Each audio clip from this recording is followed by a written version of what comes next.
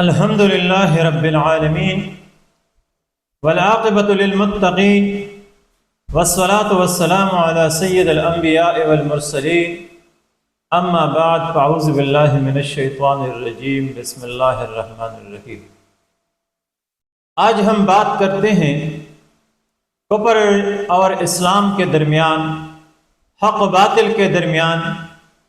پیغمبر اسلام صلی اللہ علیہ وآلہ وسلم دائی امن اور مشرکین مکہ کے درمیان پہلی لڑی جانے والی جنگ بدر پر یا غزوہ بدر پر۔ یہ غزوہ بدر کس طرح پیش آیا، پہلے ان کی اسباب پر بات کرنے کی کوشش کرتے ہیں۔ جب مشرکین مکہ کی سازشیں، ان کی حرکات، ان کی مسلمانوں کے خلاف اقدامات اور مسلمانوں کو دی جانے والی تکالیف یہ حد سے بڑھ گئی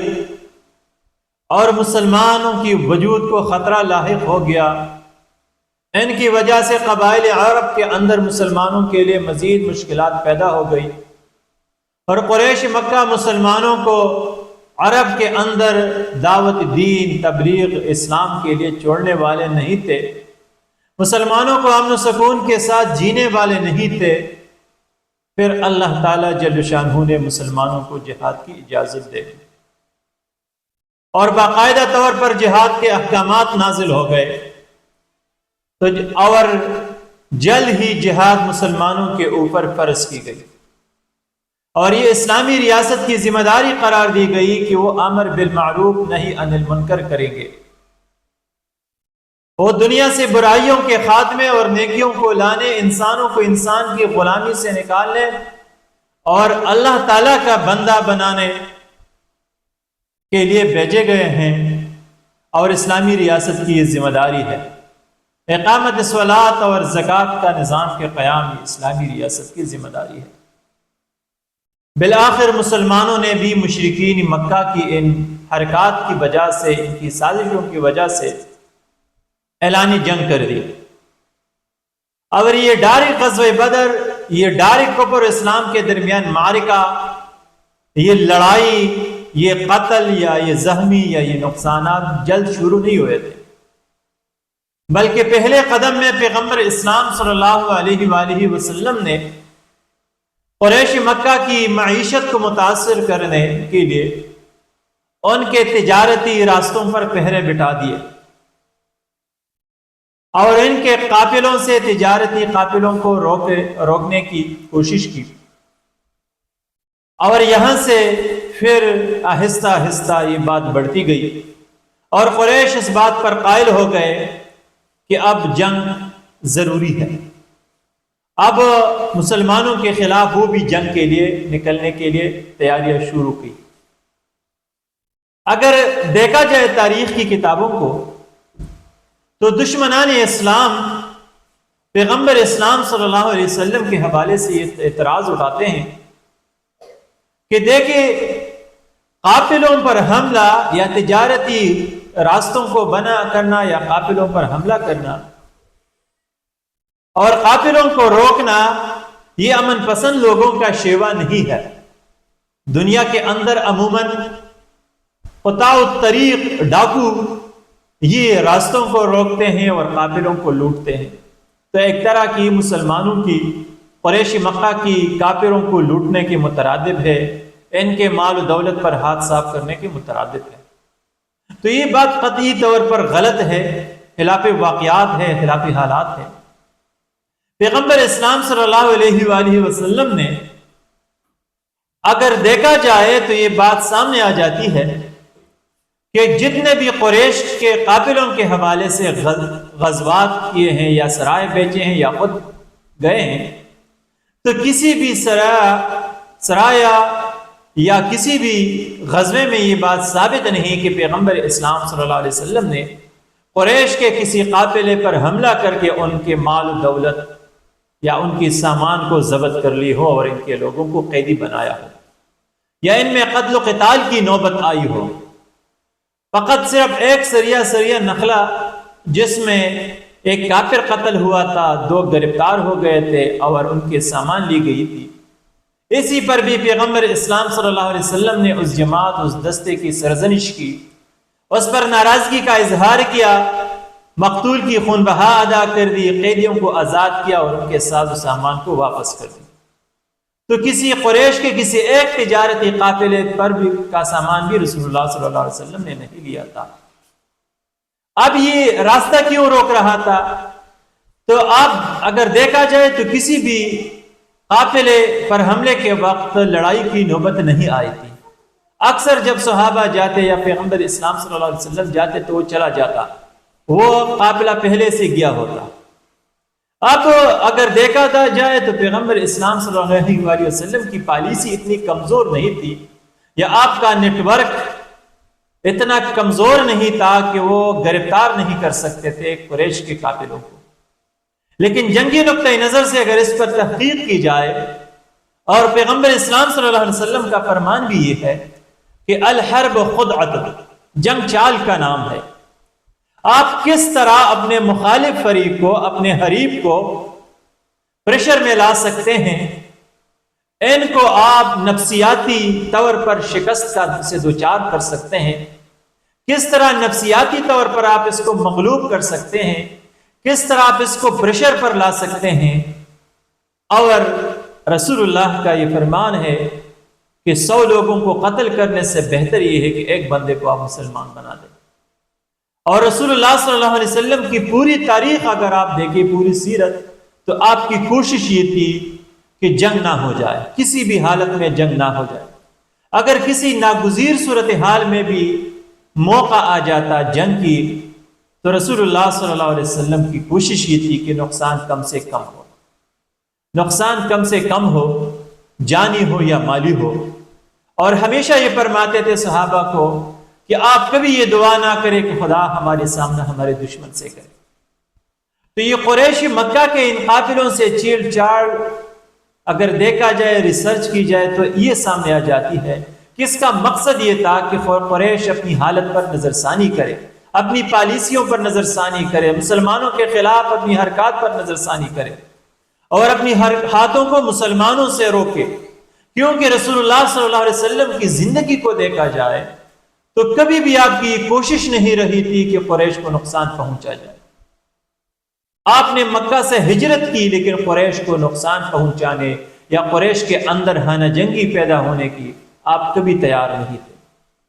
تو قافلوں کے ضمن میں بھی دیکھا جائے تو کبھی آپ کی کوشش نہیں تھی کہ قریش مالی طور پر متاثر ہو جائے، تباہ ہو جائے یا ان کو نقصان پہنچے، بلکہ کوشش یہ تھی کہ قریش اپنی پالیسیوں پر نظر ثانی کرے، مسلمانوں سے روک جائے۔ اگر بدر، احد، خندق، بعد کے غزوات میں دیکھا جائے، صلح حدیبیہ کے موقع پر دیکھا جائے، تو کبھی رسول اللہ صلی اللہ علیہ وسلم کی کوشش ہی نہیں تھی کہ مجھ سے قریش کو نقصان پہنچی جائے۔ حتیٰ کہ فتح مکہ کے موقع پر دیکھے تو رسول اللہ صلی اللہ علیہ وسلم نے نہ کسی کو غلام بنایا، نہ کسی کے مال دولت کو مالی غنیمت کے طور پر تقسیم کی، اور نہ ہی وہ لوگ جن کے سروں کی رسول اللہ صلی اللہ علیہ وسلم نے اجازت دی ہے کہ اگر ان کو غلاف کعبہ کے اندر بھی پایا جائے تو ان کو قتل کیا جائے۔ ان لوگوں نے بھی، وحشی جیسے بندے نے بھی، ہندہ جیسی خاتون نے بھی، ابو سفیان جیسے لوگوں نے بھی، اکرمہ بن ابی جہل وغیرہ، یہ جتنے بھی لوگ آپ دیکھیں تو کبھی بھی، اور جب بھی یہ پیغمبر اسلام صلی اللہ علیہ وسلم کی خدمت میں حاضر ہو گئے، اللہ کے رسول نے ان کو معاف فرمایا، کیونکہ یہ قریش تھے جو ان کا تعلق پیغمبر اسلام صلی اللہ علیہ وسلم کے ساتھ تھا۔ یہی قریش تھے جن کی پیغمبر اسلام صلی اللہ علیہ وسلم کی دشمنی تھی، لیکن پوری سیرت آپ دیکھیں کسی قریشی کے اندر آپ منافق کو نہیں دیکھیں گے، مکہ کے اندر آپ منافق کو نہیں دیکھیں گے۔ وصال نبوی صلی اللہ علیہ وسلم کے بعد حالات کو دیکھیں، عرب میں ارتداد کا فتنہ تھا، پورے قبیلے مرتد ہو رہے تھے، کسی قریشی کو آپ مرتد نہیں پائیں گے، مکے کے لوگوں کو آپ مرتد نہیں پائیں گے۔ یہی مکے اور قریش والے تھے، یہی خاندان رسول تھی جنہوں نے اسلام کے لیے بڑی بڑی قربانیاں دی تھی۔ اس میدان میں، ان جہادوں کے میدان میں ان کی بڑی بڑی قربانیاں ہیں۔ تو پوری سیرت کا مطالعہ کرنے سے یہ بات سامنے آ جاتی ہے کہ کبھی رسول اللہ صلی اللہ علیہ وسلم کی کوشش یہ نہیں رہی تھی کہ ان قافلوں کا راستہ روک کے قریش کو نقصان پہنچائی جائے، بلکہ ایک طرح کی قریش کو یہ بات باور کرانی تھی کہ رسول اللہ یہ کر سکتا ہے کہ ان کے قافلوں کو روکے، ان کو لوٹے، رسول اللہ یہ کر سکتا ہے کہ ان کو معاشی طور پر مفلوج بنا دے، لہذا وہ بھی اپنی پالیسیوں پر نظر ثانی کرے۔ بہرحال قریش میں سے بعض لوگ جیسے ابو جہل روکنے والے نہیں تھے، اور ان کی یہ کوشش تھی خاندانی عصبیت کی بنیاد پر کہ وہ اس پیغمبر خدا کا سامنا کرے، مقابلہ کرے، بنو ہاشم کا مقابلہ کرے۔ تو ایک فکر قافلوں پر کا راستہ روکنے میں یہ تھی کہ رسول اللہ صلی اللہ علیہ وسلم چاہتے تھے کہ قریش محتاط ہو جائے۔ قبائل عرب کے اندر جب قریش نے دیکھا کہ مسلمان ان کے راستے میں کھڑے ہو رہے ہیں، حالانکہ اس وقت تک کسی عرب کے کسی قبیلے کے اندر یہ ہمت نہیں ہو سکتی تھی کہ وہ قریش کے قافلے کو لوٹے، قریش کے قافلوں کے راستے میں کھڑے ہو جائے، قریش کو آنکھیں دکھا دے، قریش کے ساتھ مقابلے کی ہمت کر سکے۔ یہ سارے کے سارے قریش رائل فیملی، یہ سارے عرب پر قریش کی اس وقت حکومت تھی۔ اب مسلمان جب ان کے راستے میں کھڑے ہو گئے تو اس سے ایک طرف قریش کی مالی ذہنی طور پر اگر وہ متاثر ہو گئے تو دوسری طرف ان کے ساکھ کو خطرہ لاحق ہو گیا۔ اب قبائل عرب کے اندر یہ چیمگوئیاں شروع ہو گئی، یہ باتیں شروع ہو گئی کہ مسلمان اتنے طاقتور ہے کہ اب قریش مکہ سے بھی یہ پنگا لے رہے ہیں، ان کا راستہ بھی روک رہے ہیں، اور اب وہ یہ منظر دیکھنے لگے کہ اب اس کا نتیجہ کیا نکلتا ہے۔ لہٰذا اپنی ساکھ کو بچانے کے لیے، اپنی تجارتی راستوں کو محفوظ بنانے کے لیے، مسلمانوں کی وجود کو ختم کرنے کے لیے، اور اب خصوصاً ابو جہل اپنی خاندانی تعصب کو مد نظر رکھتے مسلمانوں کے ساتھ لڑنے کے لیے تیار ہو گئے۔ اسی طرح ہم دیکھتے ہیں کہ چند ہی دن قبل سریہ نخلہ سامنے آ گیا تھا، جن میں حدودی مکہ کے اندر مسلمانوں کے دستے نے قریش کے قافلے پر حملہ کیا تھا، اور اس میں قریشی قتل بھی ہوا تھا، قیدی بھی بنے تھے، اور ان کا سامان بھی مسلمانوں نے لیا تھا۔ یہ بات عرب کے اندر پھیل گئی، اور قریش کی طاقت پر لوگ سوال اٹھانے لگے کہ اب یہ کیسے طاقتور لوگ ہیں، کیسے حکمران جماعت ہے کہ ان کے علاقے کے اندر، ان کے حدود کے اندر مسلمان آتے ہیں اور ان پر حملہ کرتے ہیں، ان کو نقصان پہنچاتے ہیں، ان کو قیدی بناتے ہیں، ان کے سامان لے جاتے ہیں، اور قریش ان کے مقابلے سے معذور ہو چکے ہیں۔ حالانکہ اس سے قبل جب قرظ بن جابر پہری ایک قریشی نے مسلمانوں کی چراگاہ پر حملہ کیا تھا تو بھاگ کر مدینے سے بھاگا تھا، نکلا تھا، جان بچائی تھی، اور مسلمانوں کو نقصان پہنچانے میں کامیاب نہیں ہوا تھا۔ تو مسلمانوں کے حدود تو محفوظ ہے، لیکن یہ مکہ کے حدود تو غیر محفوظ ہے، لہٰذا اسے بھی دیکھتے ہوئے جس کی وجہ سے قریش کی ساکھ کو نقصان پہنچا تھا، وہ بھی مسلمانوں کے ساتھ دو بدو لڑائی کے لیے تیار ہو گئے تھے اور تیاری شروع کی تھی۔ اور سب سے بڑی بات یہ کہ اللہ تعالیٰ کی قدرت کامل آپ دیکھیں کہ جب مسلمانوں نے قریش کے ساتھ تہیہ کر دیا، لڑائی کی، تو غزوہ بدر سے پہلے سب سے ایک اہم واقعہ یہ پیش آیا کہ اللہ تعالیٰ نے تحویل قبلہ کا حکم نازل فرمایا۔ اس میں رسول اللہ صلی اللہ علیہ وسلم و مسلمانوں کو حکم دی گئی کہ وہ بیت المقدس سے رخ پھیر کے خانہ کعبہ کی جانب نماز پڑھنا شروع کرے۔ تو نماز کے اندر پیغمبر اسلام صلی اللہ علیہ وآلہ وسلم اور مسلمان پھر گئے بیت المقدس سے خانہ کعبہ کی جانب۔ یہ بڑا انقلابی قدم تھا،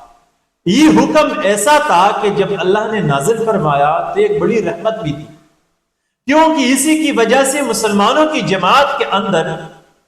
جو فتنہ پرور یہودی تھے، جو سازشی تھے، جو منافق تھے، جو خلیہ مسلمانوں کے بنا کے آئے تھے اور مسلمانوں میں انتشار پھیلانے کے لیے، مسلمانوں میں خوف و خراش پھیلانے کے لیے آئے تھے، تحویل قبلہ کی وجہ سے یہ لوگ مسلمانوں کی جماعت سے نکل گئے، یہ یہود مسلمانوں کی جماعت سے چلے گئے، جس کی وجہ سے مسلمانوں کی جماعت ان منافقین یا ان سازشی یا ظاہری خلیہ مسلمانوں کے بنائے ہوئے یہود ان سے یہ مسلمانوں کو چٹکارا نصیب ہو گئی۔ لہٰذا ان کی جماعت، مسلمانوں کی جماعت سے جب یہ لوگ نکل گئے تو مسلمانوں کے اندر یہ سازشیں کرنے والے، فتنے پھیلانے والے اور یہ افراتفری پیدا کرنے والے پھر نہ رہے۔ تو یہ قسم کی جنگ کے لیے تیاری تھی۔ اور اب اگر دیکھا جائے ان قافلوں پر قافلوں جن کی گراؤ پیغمبر علیہ الصلوۃ والسلام کر رہے تھے،